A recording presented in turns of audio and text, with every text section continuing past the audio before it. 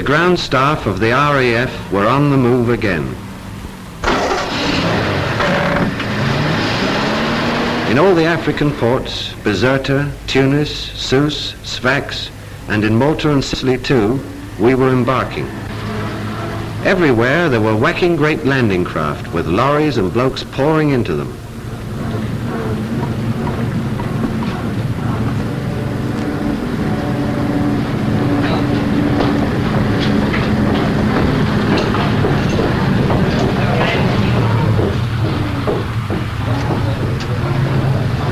We were going from Africa to Europe, and going there in a big way.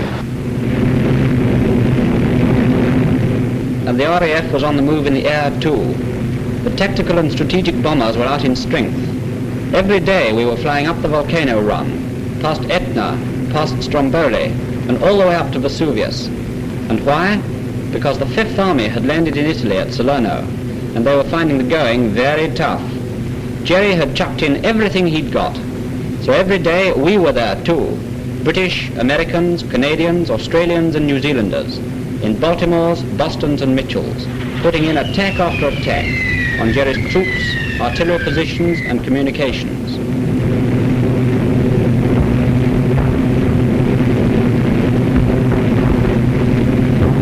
It was a long way out to the battlefront and back to base.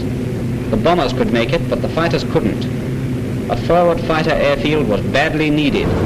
Left standard rudder. Left standard rudder. By midday, the stuff for the fighter squadrons was on its way.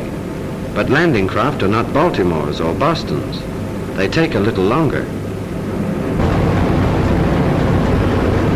Easy rudder. Easy rudder.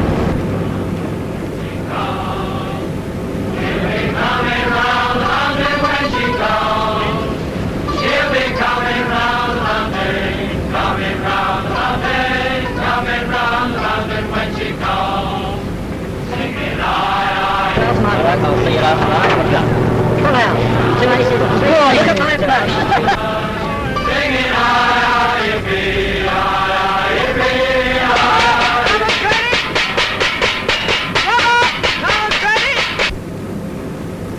You'd think they'd give us something a bit special to eat for such a big occasion, but they didn't. Same old meat and veg stew. Good job the sea was calm. Even then, some of us couldn't take it. Hey, George, how about something for me? Think you're the only one working around here? Come on. We're just about go. Crafty finding the cricketers eventually now. Friendly aircraft approaching off the port quarter. But though we weren't doing much, the bombers were droning over all day.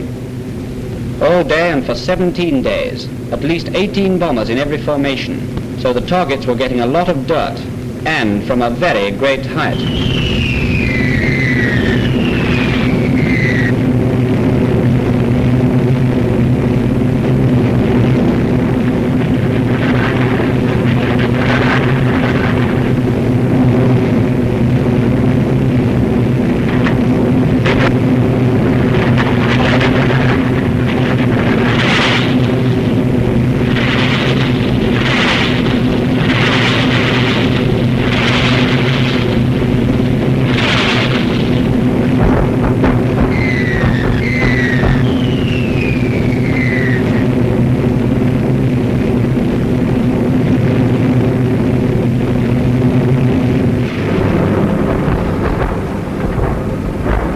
When we got to Salerno, we could see the position for ourselves.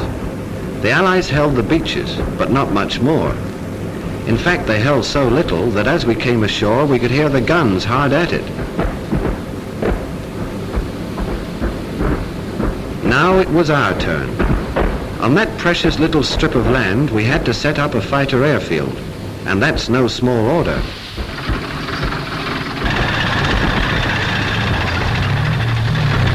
Let's say we've got 3 squadrons. That's 48 fighters. To start with, those 48 fighters need 200 tons of equipment. Then to carry all this, they need 250 motor vehicles. Some of ours had come straight from the Western Desert and still had their Arabic numbers on. Then there's the daily bill, petrol. In one day, these fighters use up 7,500 gallons. Enough to drive my old car 7 times round the world. In one day, mark you. Then there's ammunition.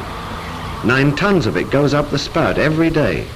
Then wherever we go, defense goes. Barrage balloons. Okay, so we got all the stuff, but we hadn't an airfield yet. So we brought along tons of construction gear. Bulldozers, scrapers, graders and levelers. Out they came, and before we had time to get sand in our boots, there they were hacking out an airfield. Mind you, it wasn't a super job with concrete runways, a control tower and a cinema. No, sir. There wasn't time to do anything but scrape out a flat strip. Because just up there, the Army was getting a pretty rough time. In fact, our guns were firing from behind us, and we were banging the way of the enemy's answers.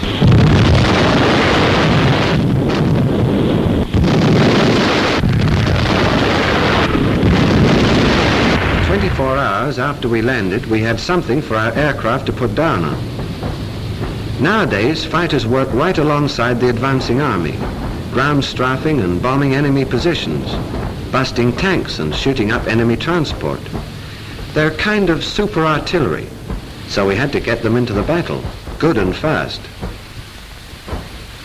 We all piled in, British, Americans, servicing commandos, all the lot of us, rearming, bombing up, refueling, getting everything on the top line. And before their engines had time to cool off, our fighters went into action.